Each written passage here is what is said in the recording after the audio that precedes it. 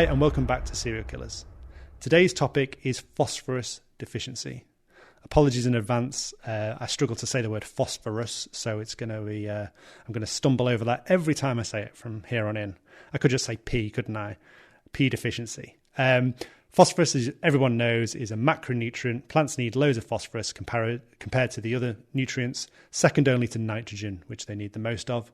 But as you know, any nutrient, if deficient, will impact yield and can impact yield dramatically.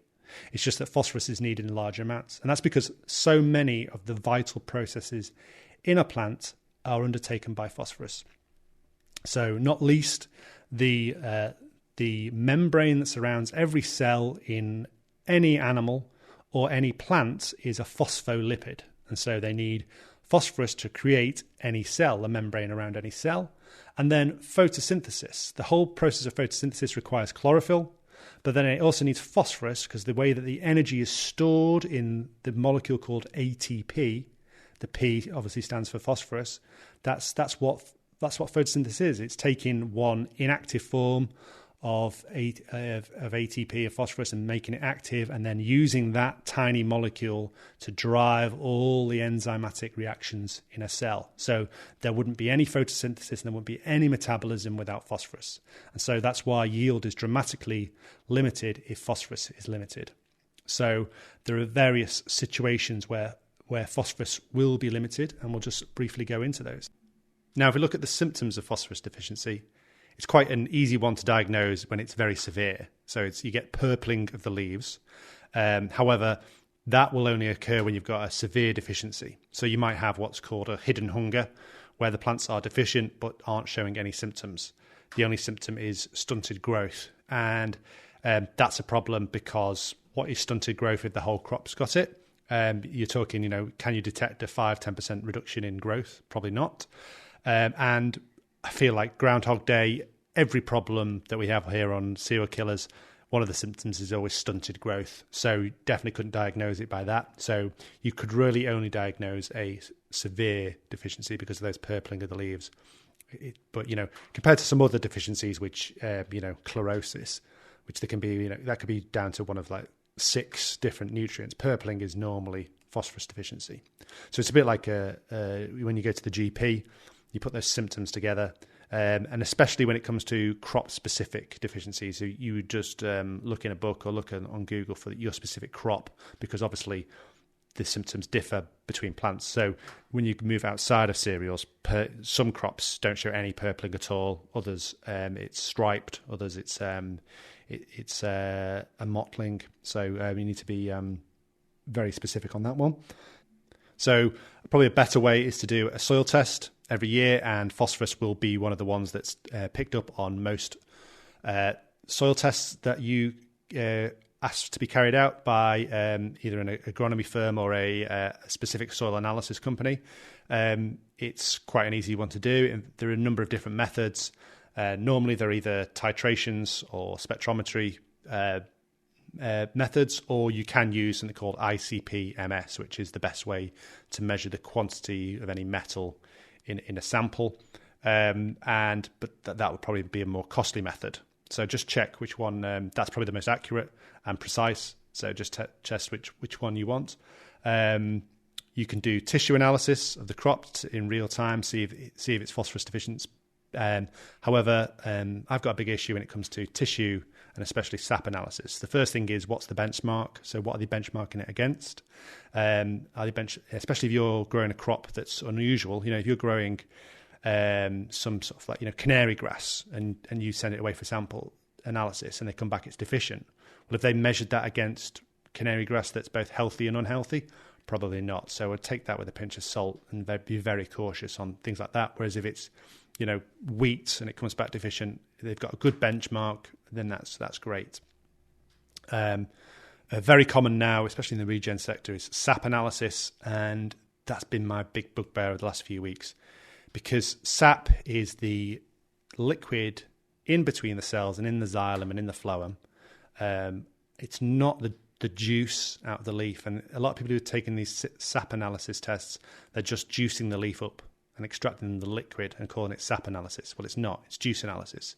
And I'm going to do a study comparing different parameters from wheat sap and wheat juice and see how they correlate. So I'm going to go up to the Lancaster Environment Centre where I did my postdoc, and one of the professors there, Ian Dodd, we're going to get some samples from one of our local customers up in Carnforth, and we're going to correlate things like pH and nutrient levels in the sap, the true sap, what we call the apoplastic sap from the xylem, and the intercellular spaces, and compare those to the juice, what a lot of these agronomists are calling sap, and we're going to see. So it's going to be a really interesting study. Should only take a couple of days up in Lancaster, and I'll report the results back on this podcast. So, but I've got no problem with tissue analysis as long as it's benchmarked and it's got the right method. And then soil analysis. Soil analysis is great because it allows you to plan your phosphorus delivery for the year once it's analysed before establishment or before planting, and the sorts of products that you're going to be putting on to an arable farm. You're not going to be putting these on every week, so you don't need real-time tissue analysis. Really, it's nice to have, but not essential. We interrupt this broadcast to launch a new product from Utrema. Yes, we're launching a new product at Utrema. It's a seaweed extract. And I've been working in seaweed extracts for over 10 years. Well, not literally in them, but I've been a manufacturer of them. At one point, I was the UK's largest manufacturer of seaweed extracts, specifically acidic and cold-pressed seaweed extracts. I've published countless articles about them and been to international conferences. So I pretty much know my stuff when it comes to seaweed extracts. And when it comes to cold-pressed seaweed extracts, there's a couple of problems. One is the shelf life, and the other is the stability. So we wanted to improve the shelf life beyond 6 months. We wanted to get to 12 months or more, and wanted to improve the stability because often they settle out into all the carbohydrates go to the bottom and the water stays on top. That's no good. And also they can solidify if not processed correctly. So we've produced a new product that's cold processed, flash pasteurized. And the other improvement is that it's a full UK supply chain. So a lot of extracts, the meal is dried in Ireland or Norway, they're shipped over to the UK, or the extract is produced in Ireland or Norway, Canada or China. Here, we've got Scottish seaweed that's made into a juice fresh, and then we stabilise it and pasteurize it, and so it's a stable product with a good shelf life. Now, everyone says their seaweed extract is great, and there are some great products on the market, and there are some duffers on the market. So if you don't want to use our product and you're using one already, you're happy with it, I'm happy to cast my eye over it and tell you whether it's one of the good ones or one I consider to be one of the duffers. If you did want to use our seaweed extract, ignore the prices on the website. I'm happy to do an introductory offer for any farmer who wants to use the product. It's £2 a litre. That doesn't matter if you're using a 20-litre polycan, a 200-litre, an IBC. If it's your first time using the product, £2 a litre. And obviously you'll find that is ridiculously cheap compared to all of our competitors. You're not supposed to say cheap when it comes to selling, but we make a good profit on that level, but we don't take the piss when it comes to that price. So we're happy with our prices. You'll find that we're advertising a lot in trade press now, and we're going to be publishing our prices, and that's going to shock. It's going to make a lot of the competitors livid because you'll find that our products for things like humic acid, seaweed, chitosan, silicon, especially potassium silicate, they're going to be significantly cheaper, a fraction of the competition. So seaweed extracts, great for establishment, getting that crop growing, whether it's a spring drilled or an autumn drilled crop. The alginic acid level in there is really good. Things like the mannitol level are good. So mannitol, it helps boron move around the plant. A lot of people will tell you boron can't move around the plant. Well, it can when it's linked to a sugar alcohol, such as mannitol. So the plants like roses do this naturally, producing mannitol. Others like grasses, the arable crops don't. It's also got laminarin in there. Now, a lot of you will know that laminarin is great as an enlister of plant defences, and it's been proven to be really effective against septoria. We don't claim that on our label, obviously, because ours is not a specific laminarin product. It's just a product that contains laminarin, alginic acid, mannitol, fucans, the sulfonated polysaccharides that are found in seaweed extracts, and vitamin B12, which is a cobalt, a natural cobalt chelate. Normally, if you know me, I hate people putting cobalt onto their crop, but if it's natural vitamin B12, then I haven't got an issue with it. So check out the Utrema cold pressed seaweed extract on the website. Thank you very much. Now back to the podcast. So as I say, plants need a lot of phosphorus, and so they will take it up year on year. And so every year the crop takes up a significant amount of phosphorus that depletes it from the soil. If it's not added back, then that can become limited. Phosphorus can leach out of the soil. However, this is normally only very minor. It's not a highly mobile mineral, although it can leach out and add to eutrophication issues. The main issues of phosphorus deficiency are lock-up in the soil, so negative interactions with calcium, iron, things like that in the soil. Is a form of phosphorus deficiency. Cold weather can lead to phosphorus deficiency. Negative interactions with herbicides and certain pests can lead to phosphorus deficiency. So there's secondary effects of those issues. So to overcome phosphorus deficiency, the obvious answer is just to add a high phosphorus fertiliser. And yes, in most cases, that's going to be the solution. However, in other cases, that may exacerbate the issue or have no effect. And so we'll go into some of the reasons and what are the best options. And so when it does come to phosphorus fertilisers, we'll go through a list of potential ingredients that you'll find. Now, they may be named differently. They might have a fancy brand name, but they'll probably come from some of these ingredients. So the first one is rock phosphates, or beneficiated rock phosphate. That just means it's been cleaned up, and that means some of the contaminants have been taken out. It's permitted for use as an organic fertiliser on organic crops, and it's basically the rock phosphate before it's converted into organic fertilisers further down the line by chemical reactions. So whilst organic, beneficiated rock phosphate is not readily soluble, and so it's rarely used in conventional agriculture. You will see some products that are also called rock dust. I always think of the Little Britain sketch, dust, high in fat, low in fat. Was it Marjorie Dawes, the Weight Watchers lady? When it comes to rock dust, I'm not a big fan of rock dust. I don't think it is what it says it is. And rock phosphates in general, very, very slow release, if any, on the phosphate side of things. So next up, you would move to a superphosphate or a triple superphosphate. And they are both types of calcium phosphate. But crucially, they're mono-calcium phosphate. This means that they are slowly soluble in water. So they're not super soluble. Only a few grams will dissolve from a kilo every time it rains. So they're a slow release fertilizer. Now, this monocalcium phosphate, this superphosphate and triple superphosphate will be the type that's in any of your slow release fertilizers, mainly used in horticultural vineyards and row crops, things like that. So superphosphate is created by reacting the rock phosphates we talked about before with sulfuric acid, and triple superphosphate is created by reacting rock phosphate with phosphoric acid. So I think that's a great name, triple superphosphate. I think the marketers were out well involved in the naming of those chemicals. Okay. Next up is a compound that's used widely in both horticulture and agriculture, and that's monoammonium phosphate and diammonium phosphate. And these are both used straight, either as granules, also as liquids, and they're created by reacting phosphoric acid and ammonia. So you have monoammonium phosphate and diammonium phosphate, and the ratios between the phosphoric acid and the ammonia will change. Obviously not an organic product. They are used in NPK blends as well. This will be a major ingredient. If you look at the safety data sheet of a lot of your NPK fertilizers, they'll contain monoammonium phosphate and diammonium phosphate, and arable farmers apply these routinely as a straight as well. The next material is potassium phosphate. Now, potassium phosphate is more of a horticultural product because it allows you to add soluble phosphate without nitrogen, and that's important in horticulture because they don't want the excessive leggy vegetative growth. So you think of an apple crop, you want to add that phosphorus for really good fruit quality and plant health, but you don't want that apple to be shaded by leaves that will stop it from ripening.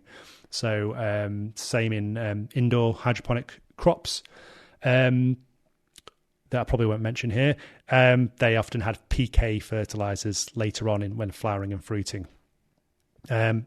Potassium phosphate is also great for adjusting the pH of any solution. So they'll be added to fertilizers for their potassium and phosphate content, but also as a pH adjuster. And actually in dilute forms, you can tweak the aperture of your stomata in your crop by applying potassium phosphate at different pHs. So that was one of the studies that I looked at when I was at Lancaster University at the Lancaster Environment Centre. We found that if you were sprayed dilute potassium phosphate at an alkaline pH onto a crop, it would close the stomata. And if you applied it at an acidic pH, it would open the stomata. And that's all because the stress hormone ABA, abscisic acid, that's flushed out of the cells when it's alkaline, and it closes the stomata. So it's really interesting chemical, potassium phosphate. It could be one if you're going into a period of stress, you could spray potassium phosphate alkaline onto your crop. And that should not be confused with potassium phosphate, which is a biostimulant / fungicide. I'll let you make up your mind on which one particular it is. That's doesn't supply phosphate, but it tricks the plant into thinking there's phosphate there. So it's really good for stimulating root growth. Potassium phosphate, it's got an extra oxygen, I think, on the phosphorus portion, and so it's not available to the plant, although some people claim it is. And so always be careful of that phosphate or phosphite when you're looking at a biostimulant. Very different chemicals.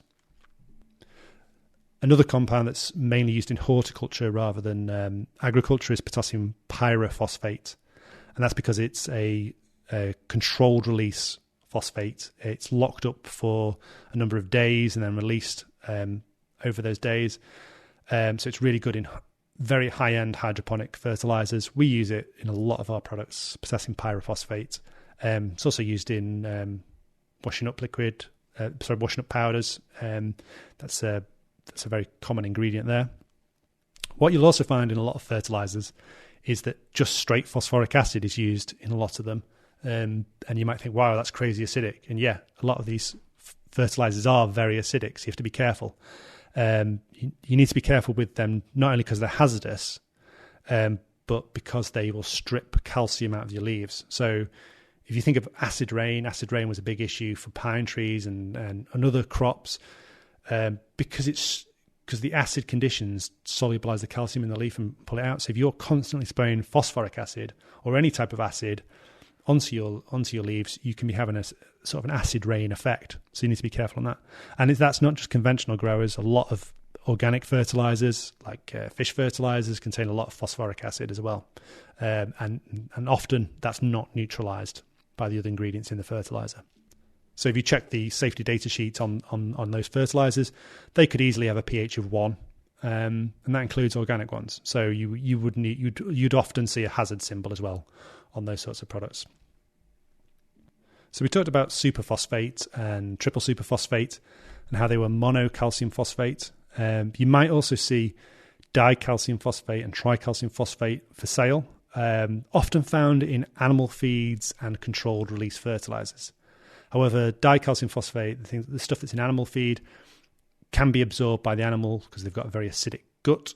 However, in plants, they're normally insoluble. So, and then the tricalcium phosphate is more of a binding agent along with ferric phosphate in the controlled release fertilizers. So it's not actually a source of phosphate, although they'll put it on the label. It's more about controlling the release of that fertilizer.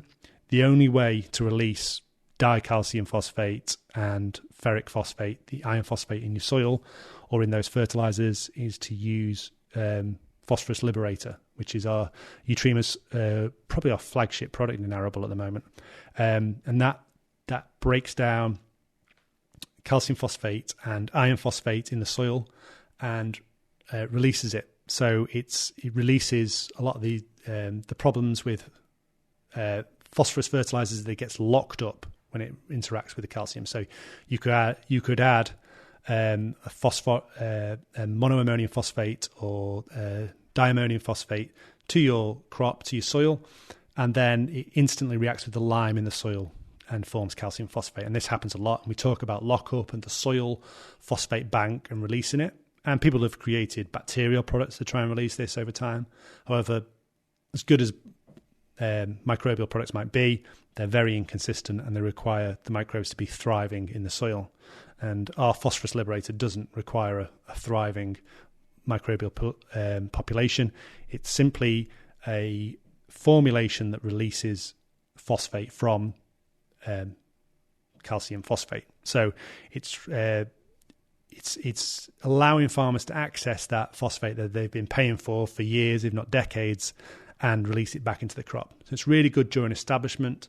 It's really good in min-till, direct drilled crops because if you can position it right next to the seed, you get a real good phosphorus. That's the technical term, isn't it? An oomph for phosphorus readily available and soluble, crucially, at the time.